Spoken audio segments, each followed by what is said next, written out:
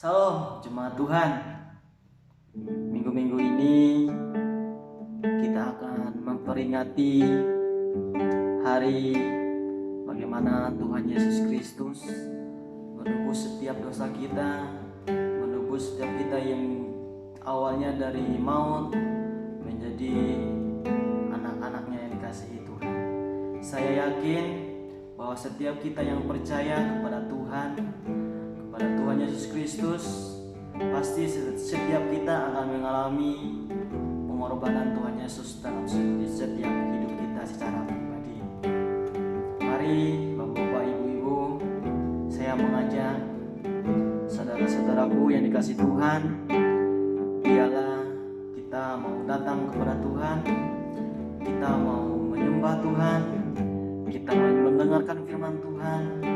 Biarlah pujian penyembahan kita bahkan firman Tuhan yang disampaikan kepada kita, bila semuanya itu hidup dalam hidup kita. Mari ibu-ibu, bapak-bapak, kita mau angkat satu pujian yang mengatakan bahwa karya terbesar dalam hidup.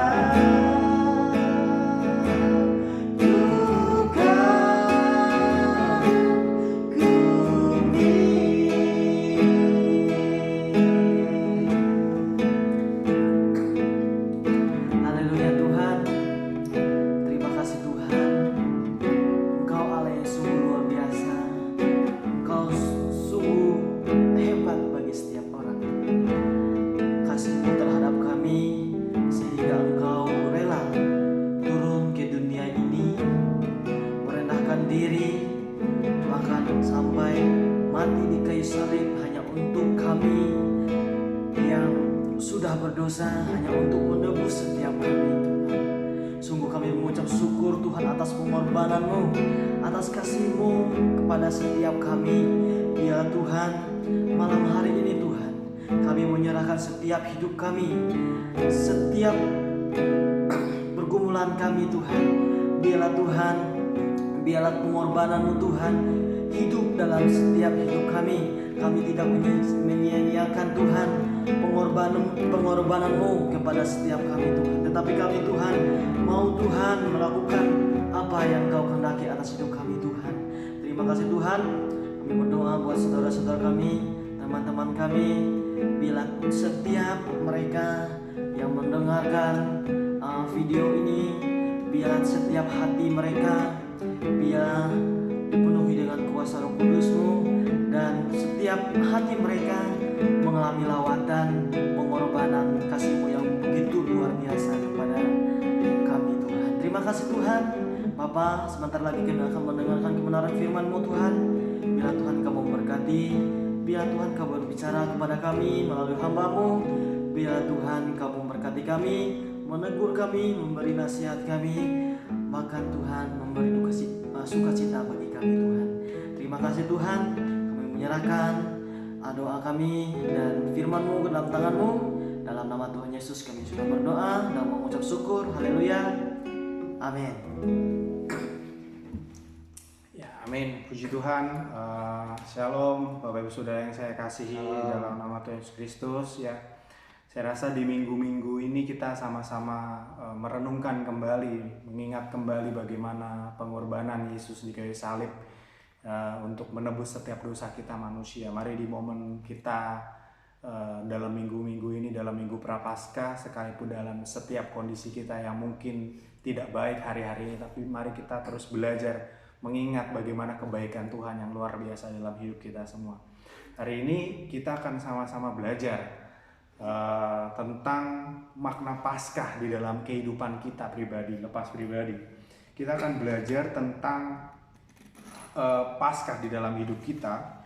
Kita belajar buka sama-sama di dalam Keluaran pasal yang ke-12. Kita akan melihat Paskah yang dimengerti di dalam Perjanjian Lama dan Perjanjian Baru hari ini. Kita buka dalam Keluaran pasal yang ke-12. Nah, perlu Bapak Ibu Saudara tahu bahwa Paskah pertama kali terjadi pada waktu itu adalah ketika ada peristiwa bangsa Israel keluar dari tanah Mesir, di mana Allah mengatakan bahwa nanti harus engkau taruh darah anak lembu itu di dalam setiap ambang pintu rumahmu. Nah, coba mari sama-sama kita belajar. Pada hari ini kita buka dalam Keluaran pasal yang ke-12. Coba kita lihat ayat yang pertama mulai ayat yang ketiga. Ayat yang ketiga saya bacakan. Katakanlah kepada segenap jemaah Israel pada tanggal 10 bulan ini diambillah oleh masing-masing seekor anak domba menurut kaum keluarga, seekor anak domba untuk tiap-tiap rumah tangga. Saya baca sebelumnya ya, ayat yang pertama sampai ayat yang kedua. Beginilah firman Tuhan kepada Musa dan Harun di tanah Mesir. Bulan ini akan menjadi permulaan segala bulan bagimu. Itu akan menjadi bulan pertama bagimu tiap-tiap tahun. Jadi Allah memulai sesuatu yang baru kepada bangsa Israel pada waktu itu, yaitu di ayat yang ketiga katakan untuk mengambil masing-masing seekor anak domba di dalam satu keluarga, masing-masing keluarga. Nah, kita lompat di ayat yang kelima. Buat apa anak domba itu? Ayat kelima, anak dombamu itu harus jantan, tidak bercela, berumur setahun, kamu boleh ambil domba atau kambing. Lalu dijelaskan lagi di ayat yang ketujuh, kemudian dari darahnya haruslah diambil sedikit dan dibubuhkan pada kedua tiang pintu dan pada ambang atas pada rumah-rumah di mana orang memakannya. Jadi Allah memberikan tanda kepada rumah-rumah orang Israel pada waktu itu di Mesir supaya ditaruh tuh darah di ambang pintu mereka. Nah, gunanya buat apa? Coba kita lihat lompat di ayat ke-12 sampai ayat ke-14. Sebab pada malam ini aku akan menjalani tanah Mesir. Nah, berarti posisi itu orang-orang Israel masih berada di tanah Mesir, di negeri Mesir. Dan semua anak sulung dari anak manusia sampai anak binatang akan kubunuh. Dan kepada semua Allah di Mesir akan kujatuhkan hukuman, akulah Tuhan. Ayat ke-13, dan darah tadi yang di ambang pintu itu menjadi tanda bagimu pada rumah-rumah di mana kamu tinggal. Apabila aku melihat darah itu, maka aku akan lewat daripada kamu. Jadi tidak akan ada tulah kemusnahan di tengah-tengah kamu apabila aku menghukum tanah Mesir. Ayat ke-14, hari ini, katakan sekali lagi, akan menjadi hari peringatan bagimu. Kamu harus merayakan sebagai hari raya bagi Tuhan turun-temurun. Kamu harus merayakannya sebagai ketetapan untuk selama-lamanya. Makanya dari itu orang Israel, orang-orang Yahudi sampai saat ini masih merayakan hari Paskah, di mana mereka membawa seekor domba yang harus dikorbankan, dibawa kepada para imam. Nah, sekarang kita lihat apa yang dimaksud antara Perjanjian Lama dan Perjanjian Baru. Kita melihat dari kacamata Perjanjian Lama bahwa ada domba yang harus disembelih, harus ada dikorbankan untuk menyelamatkan mereka ya. Jadi kita melihat makna yang pertama dari Perjanjian Lama bahwa domba Paskah, domba yang dikorbankan itu adalah untuk membebaskan bangsa Israel dari tulah yang Tuhan ingin berikan kepada bangsa Mesir. Jadi kita melihat yang pertama bahwa domba Paskah itu untuk membebaskan. Dan yang kedua, ini murni kalau kita lihat pure dari kreatif Allah, dari inisiatif Allah, dari karya Allah yang begitu luar biasa untuk bangsa Israel. Jadi kita melihat dari kacamata Perjanjian Lama bahwa ada pembebasan yang Allah ingin kerjakan untuk bangsa Israel, dan juga ini adalah murni karya Allah yang luar biasa untuk bangsa Israel. Nah, sekarang coba kita lihat di dalam Perjanjian Baru. Nah, kita lihat di setelah kejadian ini di kitab-kitab Nabi selanjutnya ada nubuatan bahwa akan adanya datang Sang Juru Selamat dalam hidup kita semua, bahwa akan adanya seorang penebus. Coba kita lihat yang pertama, kita buka dalam 1 Korintus pasal yang ke-5 ayat yang ke-17.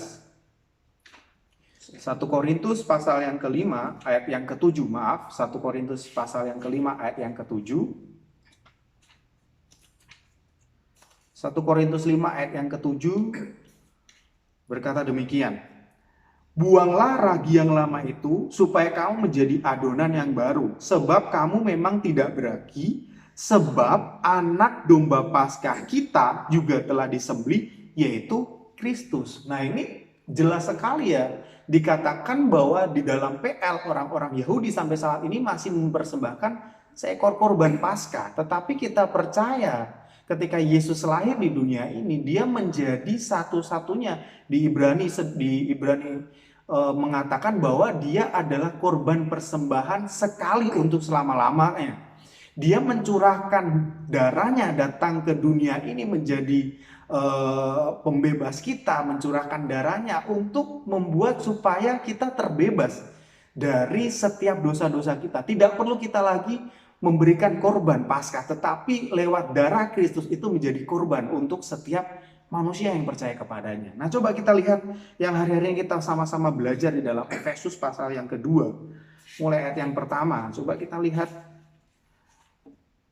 Efesus pasal yang kedua, mulai ayat yang pertama.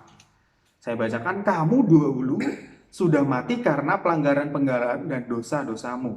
Kamu hidup di dalamnya karena kamu mengikuti jalan hidup dunia ini. Karena kamu mentaati penguasa kerajaan angkasa, yaitu roh yang sekarang sedang bekerja di antara orang durhaka. Sebenarnya dahulu kamu semua juga terhitung di antara mereka ketika kami hidup di dalam hawa nafsu daging dan menuruti kehendak daging dan pikiran kami yang jahat. Pada dasarnya kami adalah orang-orang yang harus dimurkai sama seperti mereka yang lain. Paulus sampaikan kepada jemaat Efesus bahwa dari awalnya memang manusia itu harusnya mati dan dihukum karena dosa-dosa mereka. Jadi karena dosa kita wajib menerima hukuman, yaitu mati. Untuk menerima hukuman dosa kita, sengsara dan lain sebagainya. Coba kita lihat yang selanjutnya, ayat yang keempat. Tetapi Allah yang kaya dengan rahmat, oleh karena kasih-Nya yang besar, yang dilimpahkannya kepada kita, telah menghidupkan kita bersama-sama dengan Kristus, sekalipun kita telah mati oleh kesalahan-kesalahan kita. Oleh karena kasih karunia, kamu diselamatkan. Dan di dalam kasih Kristus Yesus, Ia telah membangkitkan kita juga, yang memberikan tempat bersama-sama dengan Dia di surga, supaya pada masa yang akan datang Ia menunjukkan kepada kita kekayaan kasih karunia-Nya yang melimpah-limpah sesuai dengan kebaikannya terhadap kita dalam Kristus Yesus. Yang kedua, kita bisa melihat bahwa ini adalah karya penyelamatan Allah. Ini adalah karya penyelamatan Allah lewat anaknya Kristus Yesus. Dikatakan bagian terakhir ayat yang kelima, dikatakan oleh karena kasih karunia kamu diselamatkan. Selanjutnya kita melihat di ayat ke-8, sebab karena diulang lagi, karena kasih karunia kamu diselamatkan oleh iman kita. Itu bukan hasil usaha kita, tetapi pemberian Allah. Itu bukan hasil pekerjaan kita. Jangan ada orang yang memegahkan diri. Karena kita ini buatan Allah, diciptakan dalam Kristus Yesus untuk melakukan pekerjaan baik yang dipersiapkan Allah sebelumnya. Ia mau supaya kita hidup di dalamnya. Nah, Bapak Ibu Saudara yang kasih Tuhan, bahwa di Efesus ini menjelaskan ada 3 hal yang perlu kita garis bawahi. Adalah manusia awalnya karena berdosa dia wajib mati, wajib dihukum. Tapi Allah oleh karena kasih karunia-Nya, Dia menyelamatkan kita. Dan kita perlu tahu yang terakhir bahwa itu adalah inisiatif Allah. Itu cara kerja Allah, bukan karena pekerjaan kita, bukan karena kebaikan kita, bukan karena usaha kita. Itu murni karena pekerjaan Allah, inisiatif Allah. Dan mari kita belajar dalam momen Paskah ini, kita merenung lagi tentang kebaikan Tuhan di dalam hidup kita. Kita melihat bahwa Allah yang kita sembah itu bukan sembarang Allah yang biasa-biasa saja, tetapi ketika dia mencurahkan darahnya di atas kayu salib, dia membebaskan kita. Dan yang kedua, kita melihat bahwa itu inisiatif Allah. Kalau dulu 2000 tahun lalu Allah berinisiatif untuk membebaskan manusia dari dalam dosa, saya rasa dengan hari-hari kita yang sekarang kita lalui dengan virus corona, saya dan percaya juga Allah akan terus membebaskan kita dengan setiap permasalahan kita.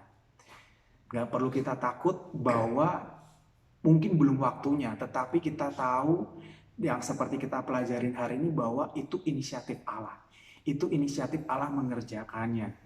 Kalau Bapak Ibu Saudara hari ini merasa cemas, kalau hari ini merasa gundah, merasa bingung, atau mungkin sedang dilanda ekonomi, atau mungkin sedang dilanda masalah yang lain selain masalah corona ini, percaya dan yakin pada saat ini, lewat domba Paskah, lewat darah Yesus yang tercurah, yang kita peringati di hari-hari ini, di momen Paskah ini, bahwa dia ingin membebaskan kita, dia ingin menyelamatkan kita dari hal itu. Dan dia yang berinisiatif menolong dan menyelamatkan kita. Kiranya berkat Paskah dalam kehidupan kita pribadi lepas pribadi, dan biarkanlah kehidupan kita terus dibarui lewat pengorbanan Yesus di kayu salib yang menyucikan dosa kita, membebaskan kita, dan itu karena inisiatif dia yang luar biasa. Mari kita terus belajar bersyukur bahwa kasih yang terindah, kasih yang termulia yang kita dapat dari Tuhan Yesus Kristus dalam hidup kita. Jadi hidup kita nyanyikan satu pujian yang tadi kita nyanyikan, karya terbesar di dalam setiap kehidupan kita lewat pengorbanan Yesus Kristus. Karya terbesar dalam hidupku, pengorbananmu yang selamatkanku. Engkaulah harta yang tak ternilai, yang ku miliki dan ku hargai. Yesus, Engkau ku kagumi. Karya terbesar dalam hidupku, pengorbananmu yang selamatkanku. Engkaulah harta yang tak ternilai, yang ku miliki dan ku hargai. Yesus, Engkau ku kagumi. Ibu saudara yang saya kasih, 2000 tahun lalu dia lahir di dunia ini. 2000 tahun lalu dia mengadakan banyak mujizat yang terjadi di dunia ini. Dan 2000 tahun lalu yang kita peringati di minggu-minggu ini, dia berkorban dan darahnya tercurah buat kita semua. Mari hargai setiap pengorbanan Tuhan Yesus yang sudah berikan di dalam hidup kita. Dia mau menyelamatkan kita, dia mau membebaskan kita, karena dia berinisiatif untuk menyelamatkan kita. Mari kita percaya bahwa dia akan senantiasa menolong dan menyelamatkan kita. Ya, pujian ini menjadi iman dan kekuatan kita bahwa dia akan terus menolong dan menyertai hidup kita, sebab karya salibnya yang menghidupkan kita. Karya terbesar dalam hidupku, pengorbananmu yang selamatkanku. Engkaulah harta yang tak ternilai, yang ku miliki dan ku hargai. Yesus, Engkau ku kagumi. Karya terbesar dalam hidupku,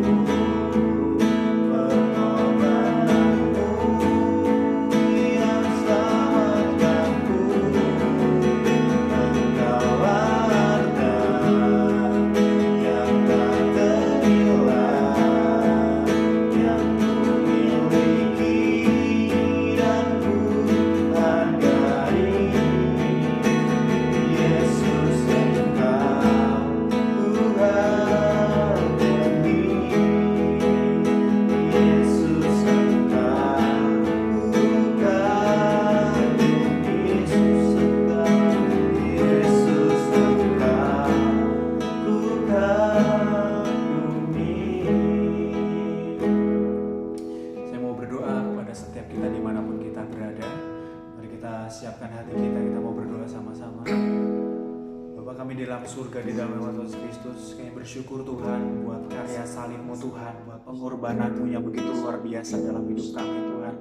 Kami percaya Tuhan bahwa Tuhan yang merencanakan segalanya dalam hidup kami Tuhan.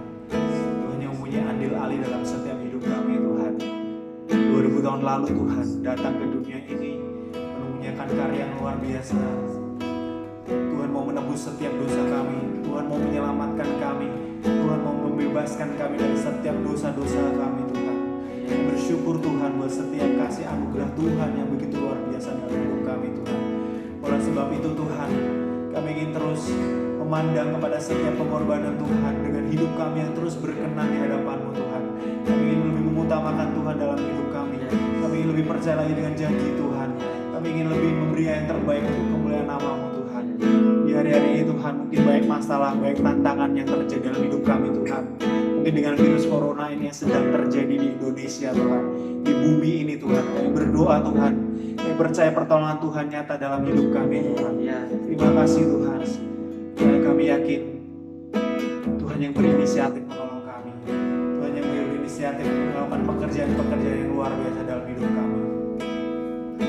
Berdoa buat setiap Komsel Immanuel dimanapun mereka berada Tuhan. Tuhan memberkati pekerjaan, apapun kebutuhan mereka. Tuhan memberkati kesehatan mereka. Tuhan memberkati apapun yang mereka pergumulkan hari ini Tuhan. Tuhan jawab dengan cara Tuhan yang sempurna dalam hidup mereka Tuhan. Terima kasih Tuhan, kami bersyukur buat pertemuan kami ya Tuhan, buat fellowship kami pada hari ini Tuhan, buat kebersamaan kami di tengah-tengah ibadah kami, sekalipun kami tidak bertatap muka Tuhan. Kami percaya Tuhan hadir dan melawat setiap hati kami Tuhan. Kami bersyukur ya Tuhan buat kebaikan Tuhan, dan kami beralaskan doa dalam satu nama Tuhan Yesus Kristus. Kami berucap syukur, kami berdoa, amin. Ya puji Tuhan. Dan selamat Paskah, Tuhan Yesus memberkati.